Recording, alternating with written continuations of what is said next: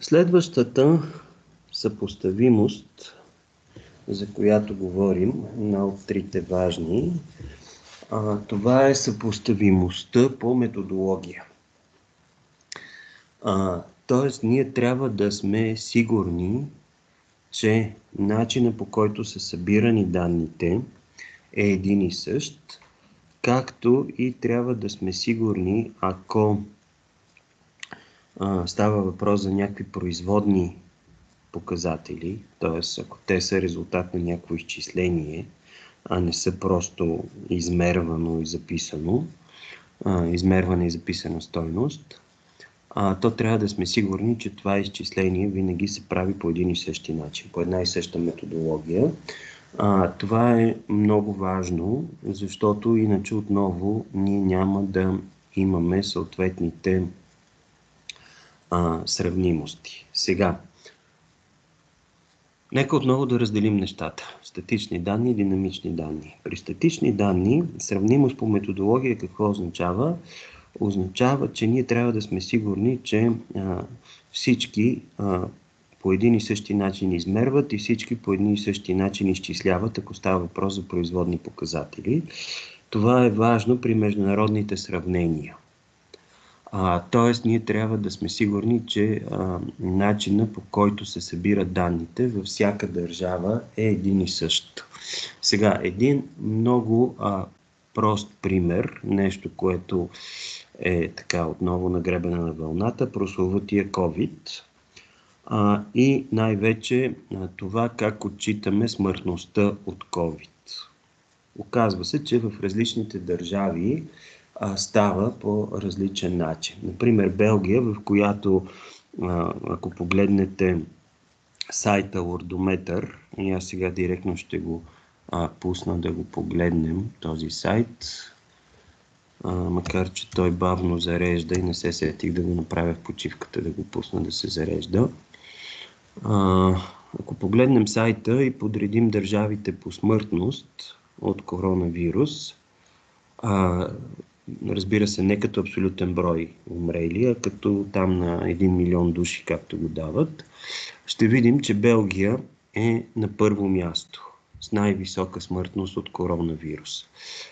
Ето ги смъртността на 1 милион от населението. На първо място е Белгия с 1500 човека на 1 милион. Или това е промил и половина смъртност, което си е доста висока смъртност. Сега, обаче в Белгия смъртността се отчита при положителен тест. Тоест, независимо от какво е умрял човека, ако има положителен тест за коронавирус, се брои, че е умрял от коронавирус. Това обаче не е така във всички държави. Има държави, в които се отчита основната причина за смъртност. Примерно, ако е инфаркт или инсулт или раково заболяване, а коронавируса при положителен тест се вписва като придружаващо заболяване, не като основна причина за смъртта. И за това в едни държави ще имаме едни стойности, в други държави ще имаме други стойности. Това е типичен пример за несравнимост по методология. Няма как да сравним тези 1500 на 1 милион в Белгия с, примерно, Германия, която е доста надолу, даже виждате след България, където в Германия е обратния подход. В Германия се отчита смъртността по основна причина за смъртност, съответно, ето виждате, в Германия е 240 на 1 милион. Къде са 1500 човека на 1 милион, къде са 240 на 1 милион. Виждате драстична разлика. Само че в Германия, когато умре човек, се записва като причина за смъртта основното заболяване. Ако той има положителен тест на коронавирус, коронавируса се записва като придружаващо заболяване и само тези, за които коронавирус е основно заболяване, само те се броят като умрели от коронавирус. И за това имаме такъв малък брой на 1 милион души. Пак да кажем, за разлика от Белгия, където е точно обратното. Независимо какво е основното заболяване, има ли положителен тест, се брои за умрял от коронавирус. И съответно тук това категорично не позволява сравнителен анализ между държавите. Ние не можем да сравняваме Белгия с Германия и да кажем, че в Белгия смъртността е по-голяма, в Германия е по-малка, а просто защото методологията, по която са събирани данните и по това как е отчитана смъртността в Белгия е различна от тази в Германия. Така че тук имаме една типична несъпоставимост по методология. Това е когато става въпрос за статични данни. Говорим, че тук несъпоставимостта би могла да възникне само между държави, защото е ясно, че в рамките на една държава, където има национална статистика, методологията е една. Не може да очакваме в България, в област София да е по един начин да се броят нещата и да се регистрират, а пък да кажем в област Благоевград по друг начин. Защото има Национален статистически институт, той разработва методологията и тая методология важи за цялата страна, независимо кой е района, коя областта, коя общината и така нататък. Така че несравнимост по методология при статични данни може да очакваме само между държави, защото всяка държава си има национална статистика, която разработва методологията за съответната държава и може да има различия от държава до държава.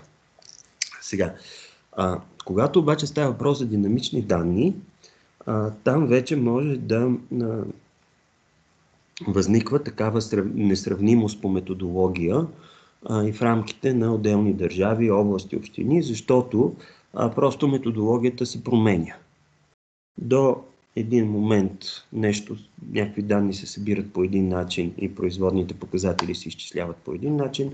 От този момент нататък вече данните се събират по друг начин или производните показатели се изчисляват по друг начин. И това означава, че тези резултати са несравними. В България също един типичен пример може да дадем.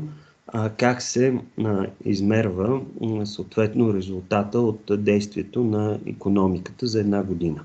Знаете, най-популярният измерител, който показва как е работила икономиката на една държава в рамките на някакъв период, най-често е многодишен период, това е брутният вътрешен продукт. Само че в България брутен вътрешен продукт се изчислява от 1995 година насам. Преди това не се е изчислявал брутен вътрешен продукт, а резултата от работата на икономиката се е мерил по друг начин, чрез така наречения брутен материален продукт. Тоест, това са две различни методологии. До 95-та една методология, т.е. данните се събират по един начин и съответно се изчислява една характеристика, наречена брутен материален продукт. От 95-та година насам данните се събират по друг начин и се изчислява друга характеристика, наречена брутен вътрешен продукт. Така че няма как данните за България преди 1995 година да бъдат сравними с данните за България след 1995 година. Така че това е по отношение на сравнимостта по методология при динамични данни. Сега сетих се нещо, което пропуснах да кажа при статичните данни. Възможно е да имаме разминаване в методологията между различните доставчици на данни. Не само между различните държави, но в рамките на една и съща държава между различни доставчици на данни, което също е нещо, за което трябва да се внимава. Например, в България вие може да вземете данни за безработицата от два различни източника. Единият източник е Националният статистически институт, а другия източник е Агенция по заетостта. Само че данните, които ще вземете за безработицата от двата източника, няма да са еднакви. А те няма да са еднакви, защото по различен начин се изчислява безработицата. Агенцията по заетостта изчислява така наречената регистрирана безработица. Тоест, това са само хора, които са се регистрирали като безработни в бюрата по труда. Само че, вие знаете, че това не винаги е точен показател, защото има хора, които са регистрирани като безработни в бюрата по труда, но въпреки това работят нелегално, на черно, без да се плащат осигуровки, без да плащат данъци и така нататък. Така че те реално работят, обаче са регистрирани като безработни, но има и обратното. Има хора, които реално са безработни, но не са регистрирани в бюрата по труда. Така че има разлика между регистрираната безработица и фактическата безработица, и Националният статистически институт, той пък регистрира фактическата безработица. И там се прави на базата на анкета, и в анкетата се пита какво е правил човека през последните 7 дни. Или ако той каже, че е работил, съответно се отчита като работещ. Ако каже, че не е работил, се отчита като безработен. Тоест в единия случай имаме регистрирана безработица, в другия случай имаме фактическа безработица и съответно данните от двата различни доставчика няма да съвпадат, което не означава, че едните са грешни или че другите са грешни, а означава просто, че те са по различна методология. И тъй като методологията е различна, и съответно данните са несравними между различните доставчици. Така че това беше третата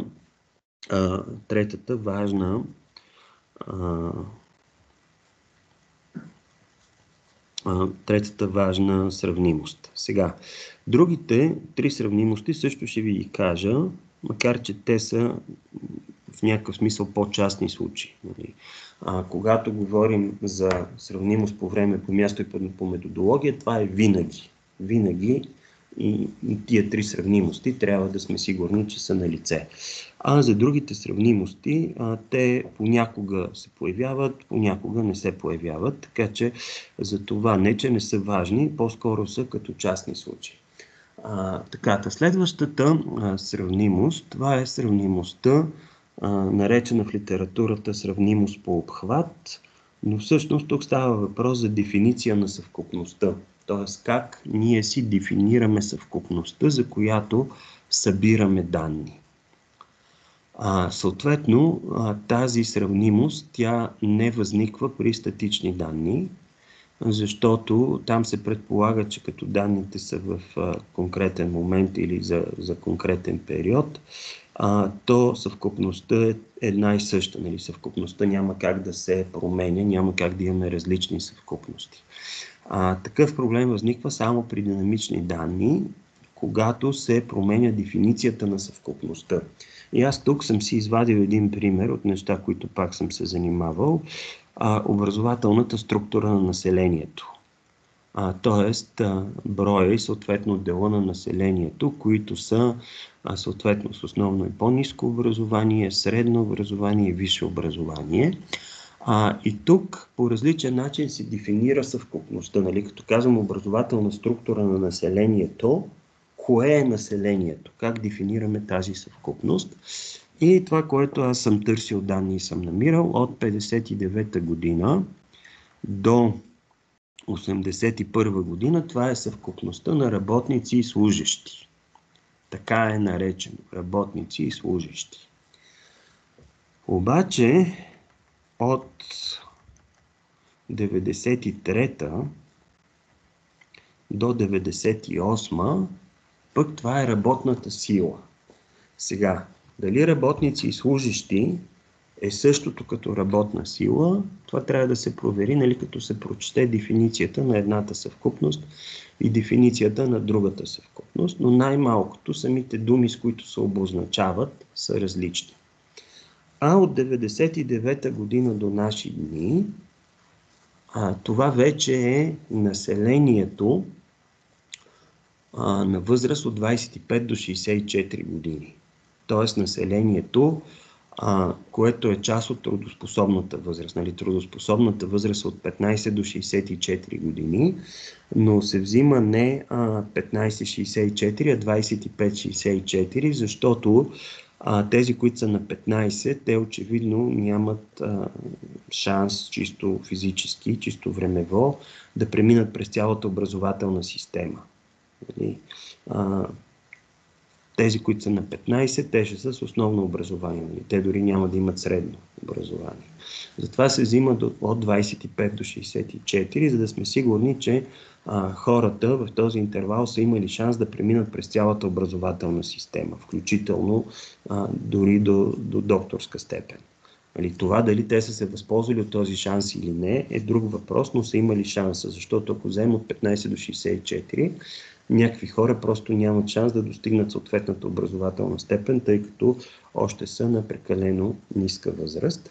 Но така или иначе виждате 3 различни периода с 3 различни стойности. И това означава, че тези данни са несравними и тогава трябва да се разглеждат като отделни периоди. И аз тук съм направил една графика, където точно това съм направил. Като 3 отделни периода. Нали, с червения цвят е единия период, където са работниците и служащите. С синия цвят е другия период, където е работната сила. И с кафявия цвят е третия период, където е население на възраст 25 до 64 години. Просто няма как тези данни да се разглеждат като една обща динамична база, тъй като те се отнасят за 3 различни съвкупности.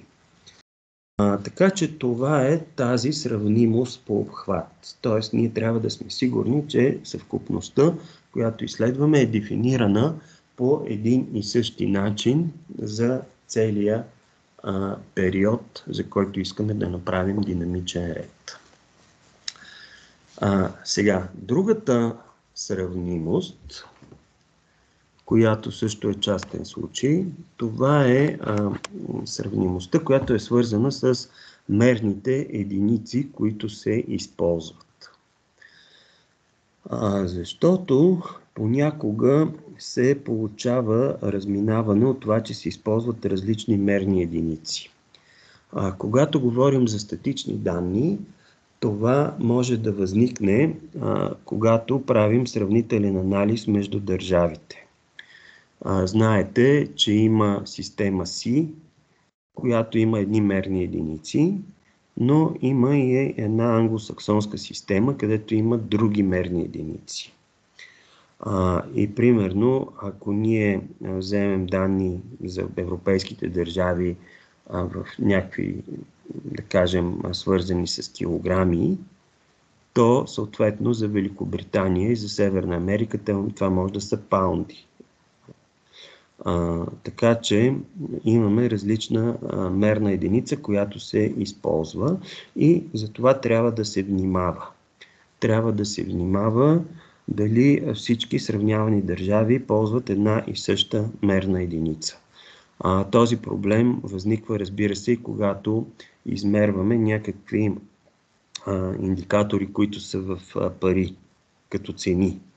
Защото ако е в локална валута, нали, в България е левове, в Щатите са долари, в Европа е евро и всъщност няма как да получим сравнимост. Така че винаги трябва да привеждаме данните към една и съща мерна единица. Т.е. когато имаме данни за различни държави в различни мерни единици, ние трябва да ги привеждаме към една обща мерна единица, за да има сравнимост. Сега, при динамичните данни, този проблем как възниква? Този проблем възниква, когато се променя мерната единица във времето. Сега, много типичен пример, отново България. Отново България, 1999 година се случи деноминацията на лева. И всъщност се махнаха 3 нули.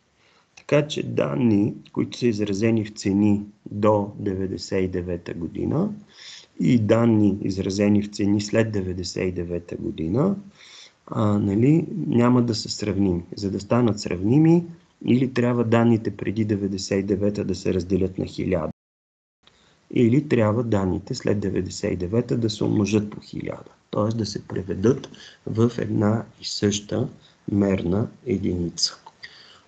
Така че това на пръв поглед е дребен проблем, но трябва да се държи сметка за него. И последната, 6-та съпоставимост. Тя също тя важи само когато работим с такива признаци, които се измерват в пари. Това е, че трябва да държим сметка за инфлацията. Когато измерваме някакви неща като парична сума, знаете, учили сте икономика миналия семестър, има инфлация, има обезценяване на парите и съответно това също трябва да бъде отчетено. Като разбира се, тази съпоставимост отново важи само за динамични данни. При статични данни, тъй като те са към фиксиран момент или за определен период, инфлацията е еднаква за всички. Но когато става въпрос за динамика, вече инфлацията е важна и трябва да се отчита, когато работим с такива индикатори, които са свързани с пари. И отчитането как става, като най-често се работи с съпоставими цени. Тоест една година се избира за база, взимат се цените от тази година и всички показатели се изчисляват с тези цени от годината, която е избрана за база. И затова се нарича по-съпоставими цени. Ако имаме по-текущи цени, ако имаме някакъв индикатор по текущи цени, това означава, че вътре в него влиза инфлацията. Ако имаме същия индикатор по съпоставими цени, това означава, че инфлацията е отстранена. И ако си спомняте, когато говорихме за индекса на човешкото развитие, имахме един индикатор, който беше брутен национален доход, но той беше на глава от населението и съответно беше по цени от 2011 година. Тоест имаме едни съпоставими цени, за да се отчете влиянието на инфлацията и за да се отстрани влиянието на инфлацията. Така. И след като изчерпахме тези 6 съпоставимости, които са посочени в литературата, искам да ви обърна внимание на още нещо, да кажем под номер 7, което аз не съм го срещал и няма специално име, но то е много важно и когато правим анализ, трябва да държим сметка за него. Може би, че е свързано по някакъв начин с мерните единици, но проблема е малко по-широк. Не в самите мерни единици, това, че ползваме различни мерни единици, а проблема е по-различен. И ето го проблема. Сега също едно изследване, което аз съм си събирал данни. Имаме 16 общини. 16 общини и за тези общини са събрани някакви индикатори. Обаче това, което виждате е, че има някакви разлики между тези общини. И да кажем, ето първите два индикатора, брой предприятия, брой заети. И ако аз искам, примерно, да направя една графика и да видя има ли връзка между брой предприятия и брой заети. Хипотезата е, че колкото повече предприятия има, толкова повече заети има. Т.е. очакваме тук да има права връзка, но можем да направим една графика, за да проверим дали е така или не е така. Ето е графиката. Ще я преместя. Ето така и ще направя по-голям размера. И сега, какво виждаме на тази графика? 15 общини са струпани ето тук, долния ляв ъгъл на екрана, а една община е далече от тях и тя ето тук горе. Съответно, какъв е проблема? Проблемът е, че тази община, която е тук горе, е всъщност Столична община. А Столична община, както знаете, е една община с много голям брой население. И ако погледнем броя на населението, ето тук виждаме, ето Столична община, тя е с този голям брой на населението. И това какво означава? Означава, че тя винаги ще бъде отделно. Тя винаги ще стърчи ето тук някъде, което означава, че тук скрито имаме още един фактор. Ние уж разглеждаме връзката между брой предприятия и брой заети, но скрито се появява и размера, т.е. населението. За това, за да може да изследваме тази връзка в по-чист вид, това, което трябва да направим, е отново да вземем тези брой предприятия и брой заети, само че да ги преизчислим или на глава от населението, или ако на глава от населението се получи много малък брой, да ги преизчислим примерно на 1000 човека от населението или на 100 човека от населението. Тоест винаги може да умножим по някакво кръгло число, така че да получим някакви бройки, но нека най-напред да ги изчислим на глава от населението. Тоест разделяме броя предприятия на броя на населението. и съответно получаваме някакви стойности и след това разделяме броя на заетите, също разделяме на броя на населението и получаваме някакви стойности. Да кажем, доколкото виждам, тук нещата, ако са на 100 човека от населението, би било добре, но тъй като на 100 не е толкова срещано, по-често се прави на 1000, аз ще го изчисля тук на 1000 човека от населението. И единия и другия показател ще ги изчислим на 1000 човека от населението. И тогава, когато направим новата графика, вече нещата очакваме да са доста по-добре. Ето, виждате, сега нещата са доста по-добре. Тук изобщо вече няма такива общини, които да са далеч от останалите и вече тук връзката може да се изследва в много по-чист вид. Т.е. връзката вече не е обременена, не присъства скрито тук съответно големината на съответната единица. Т.е. когато единиците са различни по големина, имате по-големи единици и по-малки единици, е опасно да работите с данните, които са в абсолютно изражение. Защото колкото е по-голяма една единица, то е очевидно, че съответният индикатор в абсолютно изражение, той ще е по-голям. Колкото е по-малка, съответният индикатор в абсолютно изражение ще е по-малък. Затова тук се предпочита и се препоръчва да се работи или с относителни величини, както ние тук направихме относителна величина, разделихме едно число на друго число, или с средни величини. Да кажем, ако ние сравняваме средната заплата, която се получава в едната община с средната заплата, която се получава в другата община, това не е проблем. Защото как е получена средната заплата? Сумирани са всички индивидуални заплати и са разделени на общия брой. Така че, след като ние сме разделили на общия брой, съответно, ние вече, получавайки тази средна величина, осигуряваме отново тази сравнимост. Така че, за да има сравнимост при единици, които са различни по големина, винаги трябва да се направи преизчисляване. Или в относителни величини, или в средни величини, за да може да се направи и съответния анализ по-нататък. Виждате едната картинка, при която Столична община е някъде тук, далеч от останалите, и виждате другата картинка, при която вече Столична община е част от останалите, защото този смущаващ фактор, броя на населението или големината на единицата, която в случая големината не е териториална големина, защото Столична община, тя е малка по територия, но е голяма по население, в случая големината по население, когато се отстрани, нещата вече стават много по-ясни. И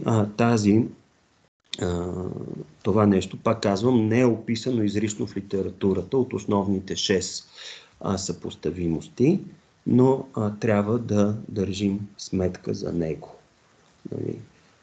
Това важи примерно и при динамични данни. Ние тук разглеждаме едни статични данни, различни единици, които са различно големи, но при динамичните данни това също възниква, когато се променя големината на единицата. Да кажем, ето този пример, който ви показах с ражданията. Ражданията в България, чакайте да видим една графика.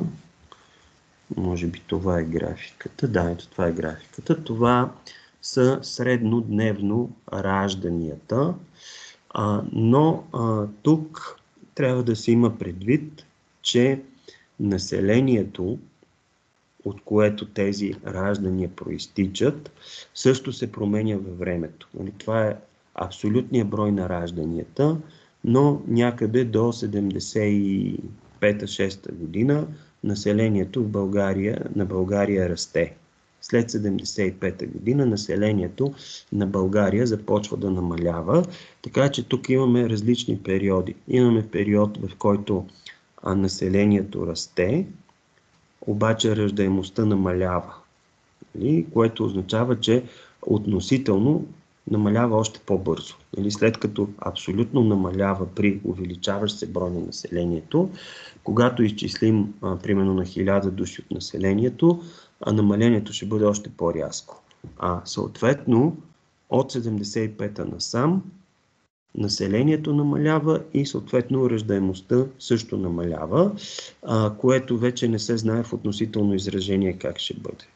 Ако населението намалява по-бавно от раждаемостта, тогава относителното намаление ще бъде по-бързо от абсолютното. Ако обратното, ако населението намалява по-бързо от раждаемостта, тогава пък относителното намаление на раждаемостта ще бъде по-малко от абсолютното намаление на раждаемостта. Така че, тъй като се променя населението, това от своя страна рефлектира и в промяната на раждаемостта. Логично е, когато има по-малко хора, да се раждат и по-малко абсолютен брой деца, ако, разбира се, се запазва средния брой деца. Ако продължава да се раждат по 2 деца, намалява населението, ще намаля абсолютния брой деца. Ако обаче се намали броя на децата, да кажем, намалява населението и вместо 2 деца се раждат по 1, тогава абсолютният брой ще намалее още по-бързо. Така че не е непременно свързано едно с друго, но за това е добре да се гледат в абсолютно изражение, в относително изражение. Затова има и коефициенти на раждаемост, коефициенти на смъртност и така нататък. За смъртността важи същото. Когато населението е по-малко, разбира се, абсолютният брой на умрелите ще е по-малък. Когато населението е по-голямо и съответно абсолютният брой на умрелите също ще е по-голям. Именно за това, тук като гледахме преди малко данните за коронавируса, е изчислено на 1 милион население. Защото ако гледаме на тотал, ясно е, че в щатите ще е голямо население, ще има и голяма смъртност. Но когато се преизчисли вече на 1000 души от населението, вече това може да станат сравними тези данни. Така че това е по отношение на сравнимостта. Иначе казано, когато вие намерите данни от различни източници и искате да си направите собствена база данни, тъй като данните или ще са в Excel, или ще са в CSV, който лесно става Excel, няма проблем вие да ги съберете в един файл. Copy-paste, събирате ги. По-големия проблем е, че преди да почнете copy-paste, преди да почнете да ги събирате, вие трябва внимателно да ги огледате за тези съпоставимости, за които говорихме. Трябва да сте сигурни, че тези данни са съпоставими, за да може по-нататък да ги анализирате. И ако не са съпоставими, видяхме какви са вариантите. Трябва да направите някакви преизчисления, така че всъщност да направите тези данни съпоставими. Чак след като данните са ви съпоставими, чак тогава преминаваме на това, което ще говорим следващия път. Преминаваме към анализа на данните. Така, с което аз свърших това, което имах да ви казвам днес. Въпроси имате ли по темата? Добре, тогава да спра записа.